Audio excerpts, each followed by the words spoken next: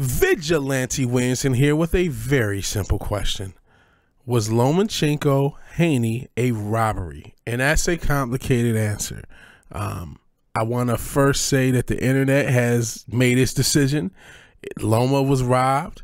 Anyone who thinks otherwise must be crazy. And I don't know if I sit quite well with that position, even if I understand it. I definitely can understand it and justify it. We'll go over it. Part of me doing a second video on this and doing a more analysis-based video is because this channel in general exists in nuance. We're in a very polarized world where you have to be 100% on one thing or you're against us, and you know what I mean. We have this world where everything's polarized, everything's contentious. You have to be in 100% agreement with the crowd or you're wrong, and you know, people will assess what they think your biases are. And if you do have a unbiased opinion or a nuanced opinion or opinion that is just counter the narrative or even counter some camp's narrative, you're going to get killed. I'm probably going to get killed by both sets of fans because of how the fan bases are. Because how could you think Devin Haney didn't win? You must be, oh, you must be tap dancing. Well, you're going against a black guy and you're black tap dancing. Oh, you think Loma didn't win? Oh, you must be, oh, must be black supremacists. And it's just like, okay, both of you suck my dick. Let me be nuanced. Let me explain why I think what I think. Let me provide analysis. I know most people have already clicked off this video because people only watch the first 30 seconds anyway. All right, let's get into my round by round scoring. I watched this fight now twice. I have my live viewing scoring and my second viewing scoring, and I also have this color coded. So the darker colors are going to be rounds that I think for sure the individual won. The lighter colors are going to be rounds I'm not quite sure on, and it could go either way.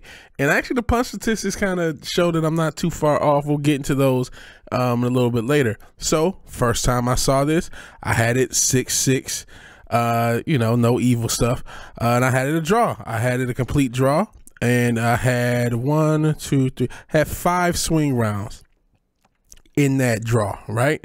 Second time I saw this, I had 4 swing rounds, and I had it Lomachenko 8-4. The only round that changed from a swing round to a dominant, ironically enough, was for Haney, the 9th. And the punch statistics, again, we'll get into, kind of bear that out. But this is what I think. I think it was a very close fight still, but I definitely see why people think Loma edged it out. It probably would have been a fair decision, even though I think a draw also would have been a fair decision. I think my biggest contention with a lot of the perception is that this fight wasn't close. That's just not the case. The fight was very close. Let me actually go to the punch statistics to kind of show that. If you look round by round, and this is an important thing to know about boxing scoring and how it's typically scored. I'll get into the typically thing in a second. It's not like a football or basketball game in which I could be down 3 points a quarter for the first 3 quarters, win the last quarter by 10 points, and win the game. That can happen in basketball. That can happen in football, and I mean American football, of course, because I know a lot of European people might be watching this. But that's not typically how boxing is scored. We'll get into that because there's still getting a point of contention for you Loma fans. So if you look at these punch statistics, the first round, they have it a tie. I've given that round as a dominant Lomachenko round personally, but it's a tie. And we're not going to go off of percentages. We're just going to go by punches landed. We're not even going to worry about jabs and power punches landed. So yeah, this is a swing round that in both viewings I gave to Loma dominantly, but could have went either way. It was the same amount of punches landed. Second round, they have Haney. So again, another potential swing round. I gave Haney the first time I saw it. I gave Loma the second time I saw it, even though Loma landed less punches.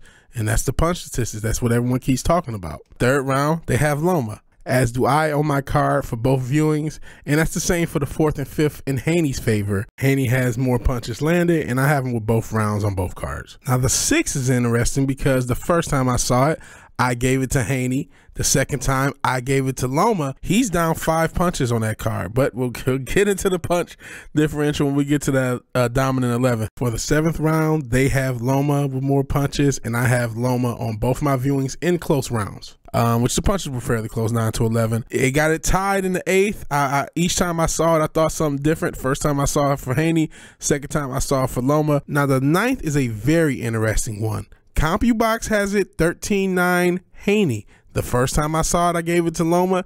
The second time I saw it, I gave it to Devin. And that was the point where I said, you know what? I'm not going to watch this a third time because I'm just going to think different things each time because the fight is that close. Which again is my main contention that this was a close fight. But even me giving it to Loma, he was down 4 punches. All right, here we go. So in the 10th, I gave it to Loma for both viewings, and that's what CompuBox has it.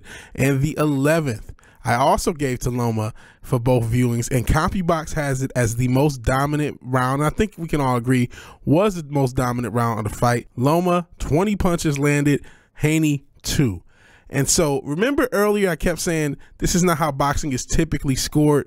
Well, technically you can have a 10-8 round without a knockdown. And if there's any argument for any round to do that, it's definitely the 11th.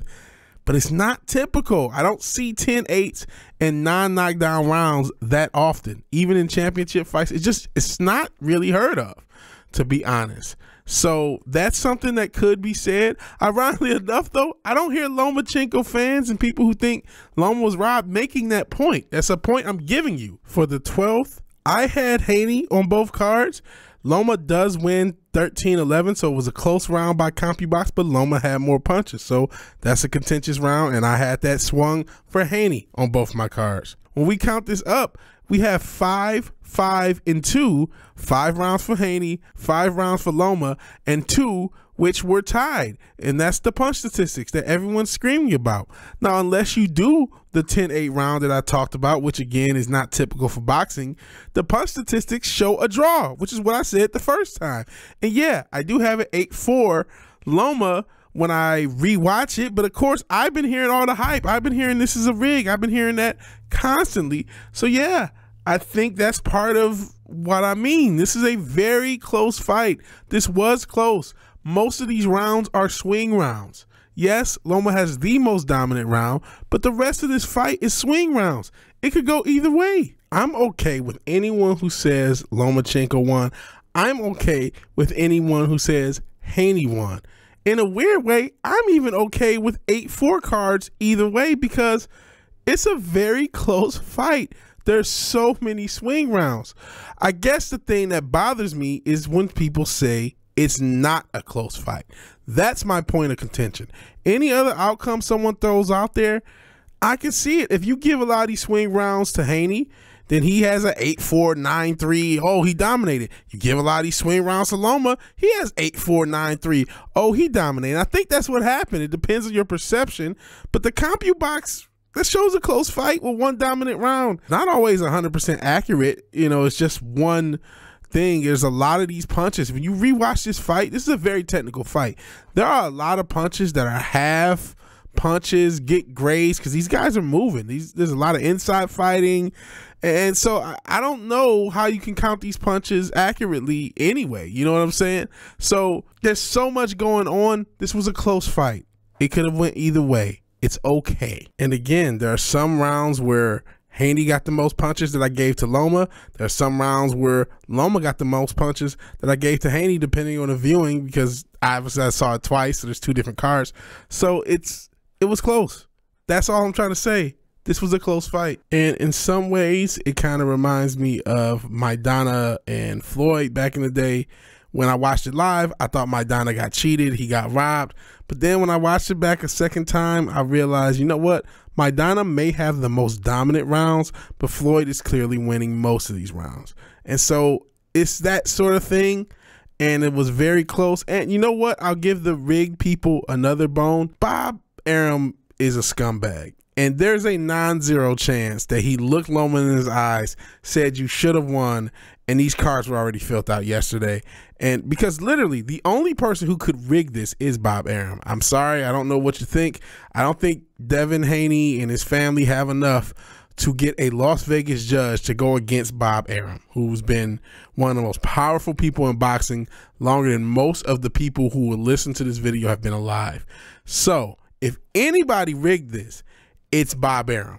I don't know that he did. It could just be a very close fight, and this is what the judges thought. I thought the referee did a good job as far as trying to stay out of it. Maybe these are the judges' honest opinion. Again, even the 116, 112, at the beginning of this video, I said, you know, I think that was bullshit. But now I'm like, you know what? There's so many fucking swing rounds.